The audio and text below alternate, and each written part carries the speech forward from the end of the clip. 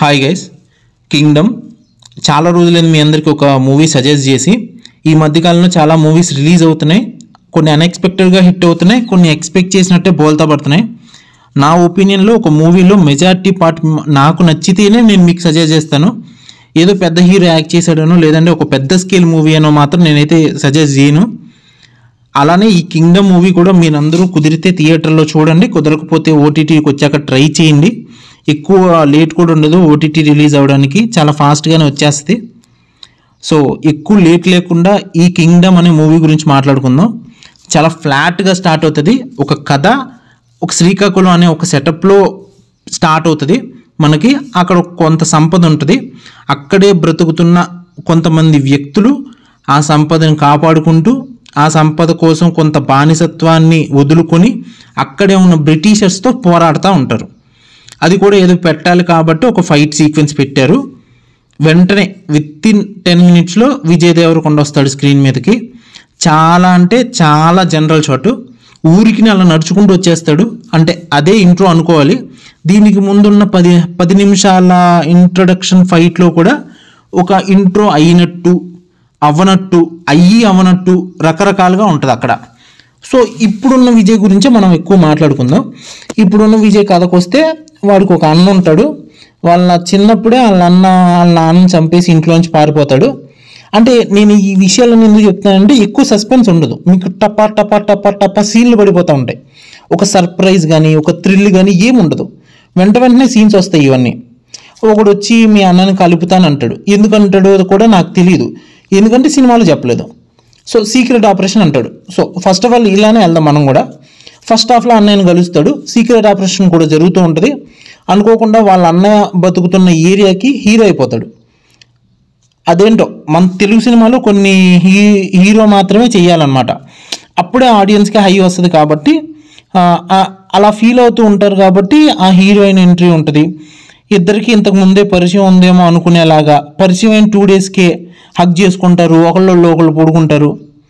ఇంకో సైడు మళ్ళీ వీళ్ళ అన్నయ్యేమో ఒక సైడ్ ఆ దీవి ఆ ప్రజలు సరిగ్గా ఇక్కడే సెకండ్ హీరోకి మంచి ఎలివేషన్స్ ఉంటాయి అన్నమాట ఈ సినిమాలో. అంటే ఈ ఏదైతే కింగ్డమ్ మూవీలో ఒక పాయింట్ తర్వాత అర్థమైపోతుంది విజయ్ దేవరకొండ క్యారెక్టర్కి ఎక్కువ ఎలివేషన్స్ లేవని. మళ్ళీ విజయ్ దేవరకొండనే హీరో అంటారు. సర్లే ఇంకా హీరో అక్కడ దీవి ప్రజలు చంపేస్తున్నారు, వారందరినీ డమాల్ ఫైట్ చేస్తాడు. సర్లే ఎలా ఉన్న సినిమా మనం చూద్దాం అనుకున్నప్పుడు ఆ ప్రజలకి ధైర్యాన్ని ఇచ్చేసి మనోడు కింగ్ అయిపోతాడు. అందుకే ఈ సినిమాకి కింగ్డమ్ అని టైటిల్ పెట్టారు. స్ట్రైట్గా మనం పాయింట్ ఆఫ్ వ్యూలో మాట్లాడేసుకుందాం. ఈ కథ ఇలానే ఓకే అయిందా, లేదంటే బడ్జెట్ రీజన్స్ వల్ల ఇంకేదో రీజన్స్ వల్ల ఇలా తీద్దాం అనుకున్నారా? జెర్సీ లాంటి క్లాసిక్ ఇచ్చిన గౌతమ్ తిన్ననూరి గారి దగ్గర నుంచి ఈ అవుట్పుట్ నేనైతే ఎక్స్పెక్ట్ చేయలేదు. అండ్ జెర్సీ కానీ మళ్ళీ రామ మూవీ కానీ మూవీ స్టార్ట్ అయిన 15 minutesకే స్టోరీ అర్థమైపోతుంది. ఒకే టోన్ మెయింటైన్ చేసుకుంటూ వెళ్తుంది. బట్ ఒక మంచి కాన్సెప్ట్, మంచి డ్రామాలు ఉంటాయి దాంట్లో. కింగ్డమ్ మాత్రం ఆ సీన్స్ ఏదైతే మనకు హై రావాలో ఆ సీన్స్ ఎనర్జీ మొత్తం తీసేస్తాయి. బాగా హైతో సీన్ స్టార్ట్ అవుతుంది, ఎండింగ్ వచ్చేప్పటికి ఎందుకో డమాల్న పడిపోతుంది. స్టోరీ ఏదో పెట్టుకున్నారు, ఆ ఫ్లాష్ బ్యాక్కి హీరోకి అసలు సంబంధం ఉండదు. కానీ వాడికి తెలియకుండానే ఇన్వాల్వ్ అయిపోతాడు, ప్రజల్ని కాపాడిస్తూ ఉంటాడు. మూవీ స్టార్టింగ్ నుంచి ఎండింగ్ వరకు ఒకే కాన్సెప్ట్ మీద బేస్ అయి ఉంటుంది. ప్రజలు, బానిసత్వం, సేవియర్, గాడ్, వీటితో పాటు మధ్యలో ఏడుపులు. ఇదేం థీమో ఇది ఫ్రమ్ పురాతన కాలం. నాకు తెలిసినంత వరకు 1980 నుంచి ఇదే థీమ్ను చూస్తున్నామని నా ఫీలింగ్. ఇదే థీము ఒక థీమ్ మీద మూవీ మొత్తం రన్ అవుతూ ఉంటుంది. అది 2025లో.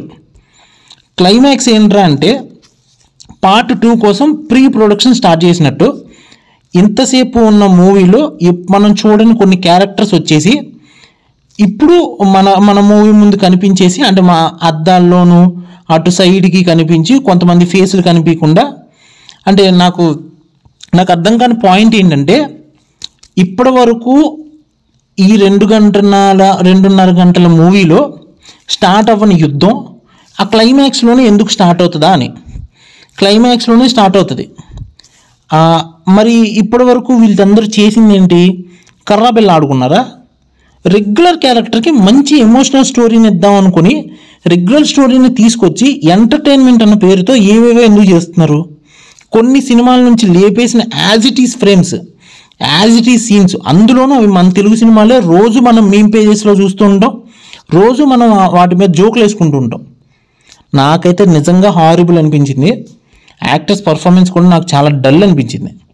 సీన్స్లో ఎమోషన్ అయితే ఉంది, చూసే ఆడియన్స్కి చూస్తారు. కొంచెం కనెక్టివిటీగా తీస్తే విజయ్ ఎందుకు అరుస్తున్నాడో కూడా అర్థం కాదు.